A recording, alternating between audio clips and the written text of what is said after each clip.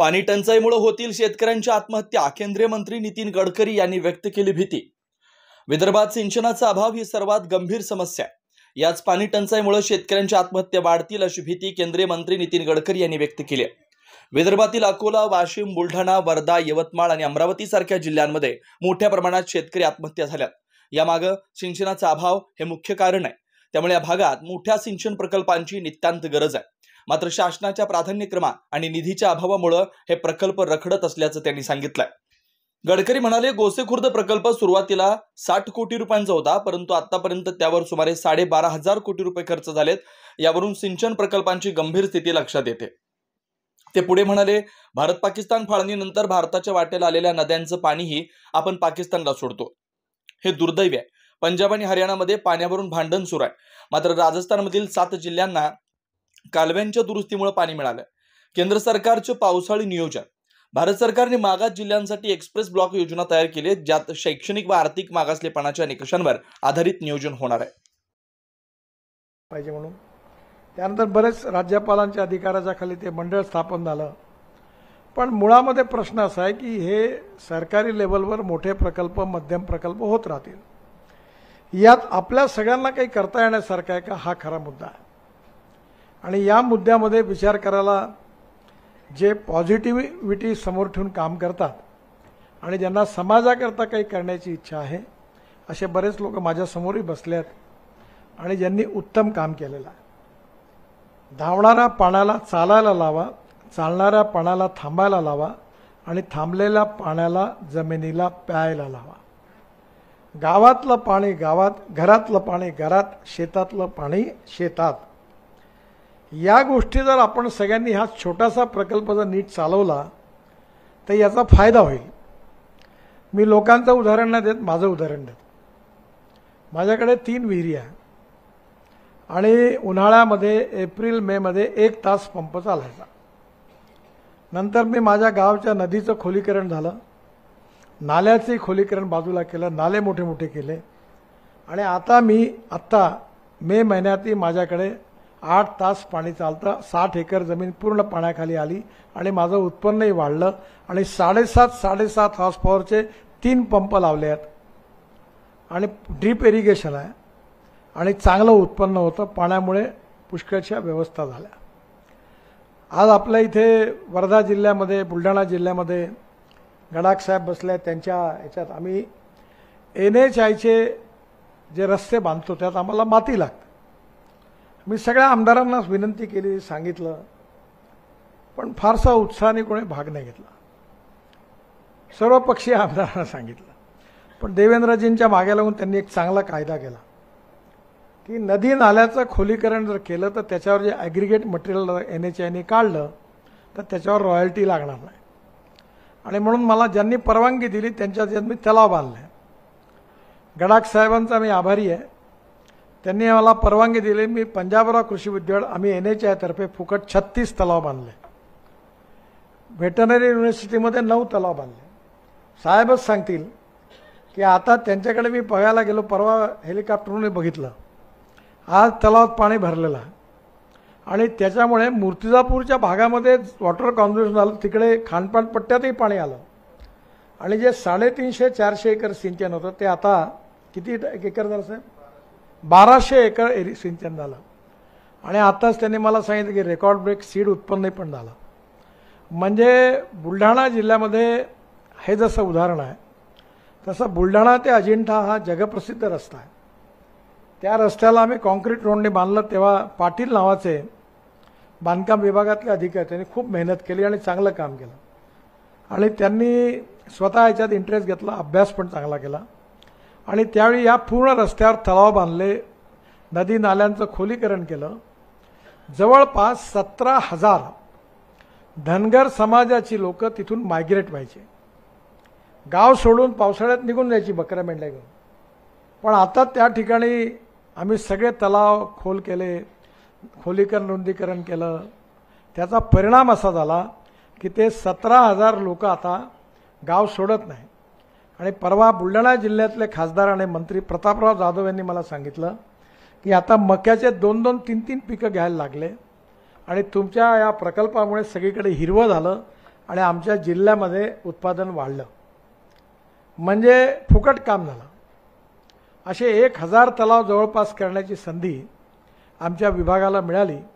आणि त्यानंतर मी ज्या NGOमध्ये काम करतो, हे बसले आहेत इकडे सगळेजण, माधव कोटस्थाने, दत्ता दामदार, पाटील साहेब बसले आहेत. यांनी पुण्यामध्ये खडकवासल्याला चांगलं काम केलं. बाकी आपले अनेक लोक आहेत सगळी. त्यामुळे येणाऱ्या काळामध्ये विद्यापीठातील विद्यार्थ्यांनी जर या कामामध्ये पुढाकार घेतला आणि खताच्या रिकाम्या बॅग ज्या आहेत त्याच्यामध्ये रेती भरून जरी पाणी अडवलं तरी आपण खूप मोठा चमत्कार करू शकतो.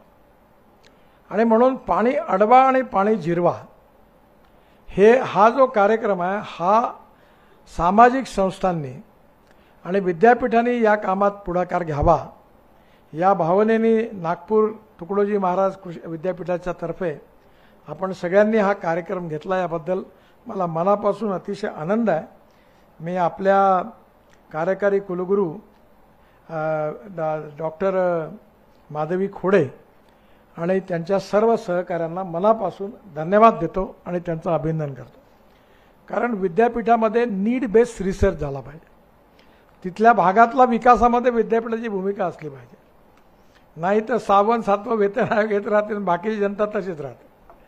श्रीकांत जिचकार नेहमी म्हणायचे, आता मी त्यांच्याच मताचा. मी आता आपल्या गडाख साहेबांना सांगितलं की तुम्ही बियाणं तयार करा, ब्रँडिंग करा, विका आणि त्यातून प्राध्यापकांचे पगार द्या. आणि नाही आला तर त्यांना म्हणा पुढचे जेव्हा तेवढे पैसे तेव्हा मिळतील म्हणा. कारण शेक लागल्याशिवाय कोणी कामच नाही करत.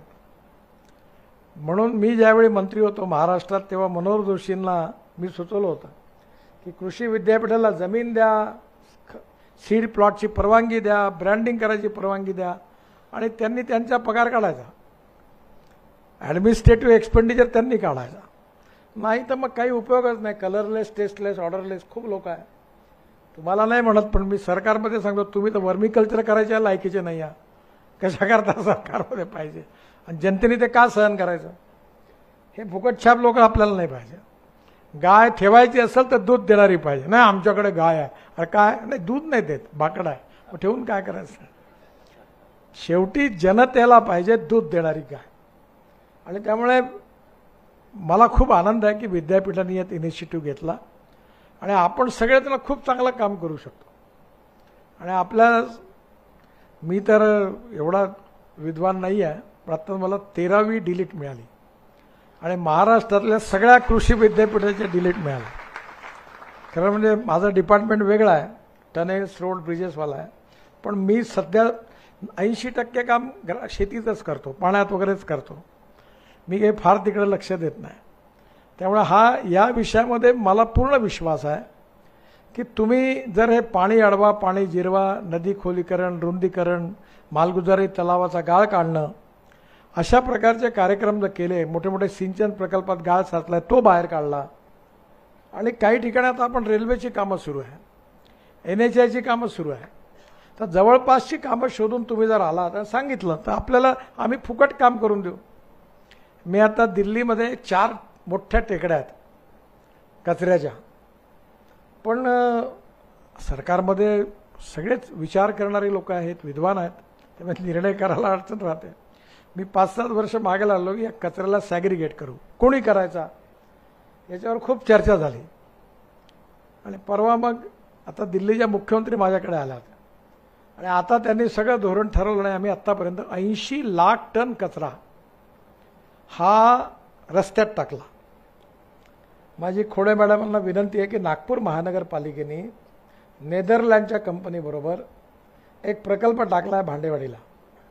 त्याच्यामुळे कचऱ्याचं डंप यार्ड कमी झालं आणि त्या प्रकल्पात कचरा सॅग्रिगेट करून कचऱ्यापासून आता बायो CNG तयार होणार आहे, खत तयार होणार आहे आणि त्याचबरोबर त्याच्याकडनं काही प्लास्टिक आपण जाळू शकू बॉयलरमध्ये, तेही पण मिळणार आहे RDF. आणि सुंदर प्रकल्प आहे. तुम्ही विद्यापीठाचा जरूर स्टडी करायला लावा. आणि या प्रकल्पामुळे जी जागा रिकामी झाली ती ₹1 लीजवर, 1 रुपयावर 30 वर्षाकरता महानगरपालिकेने सिम्बॉसिस युनिव्हर्सिटीला दिली. ते पण आमचं स्वप्न होतं की आपल्या नागपूरच्या मुलं पुण्या मुंबईत नाही गेले पाहिजे. आता सिम्बॉसिसमध्ये 10,000 मुलं शिकतात आणि नागपूर शहरातल्या मुलांना 15% कन्सेशन आहे फीमध्ये. आणि आता बाजूची 50 एकर जागा नर्सिंग मुंजीला दिली, KG to PG. म्हणजे कचराही हटला, एज्युकेशन इन्स्टिट्यूशन आल्या आणि आपल्या इथल्या मुलांना आता पुण्या मुंबईत जायची गरज नाही. आणि आता कचऱ्यापासून CNG तयार व्हायला लागला. 28 टन होणार आहे, अजून तो झाला नाही पण लवकरच होईल. आणि त्यात कचऱ्यापासून मिथेन तयार करून मिथेनपासून जसा CNG झाला तर मिथेनपासून हायड्रोजन तयार करता येईल. आणि हायड्रोजन तयार केलं तर हायड्रोजन हे फ्युचरिस्टिक फ्युएल आहे. त्यामुळे येणाऱ्या काळामध्ये आपल्याला आपल्या भागातले स्ट्रेंथ आणि विकनेसेसचा विचार करून त्या प्रकारचं शिक्षण आपण विद्यार्थ्यांना उपलब्ध करून दिलं तर नक्कीच मला असं वाटतं की आपल्या इथल्या विद्यार्थ्यांना खूप याचा फायदा होईल. काल माझ्याकडे आपल्या इथे एक लॅबॉरेटरी येऊन राहिली आहे. हे जे इलेक्ट्रॉनिकमध्ये आपले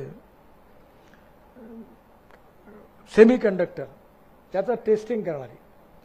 काल मी धापडाला होतो, त्यांना घेऊन ते इन्व्हेस्टर माझ्याकडे आले आणि त्यांनी मला सांगितलं की मला 450 इंजिनियर्स पाहिजे आणि त्याचा मिहानमे टाकून झाले.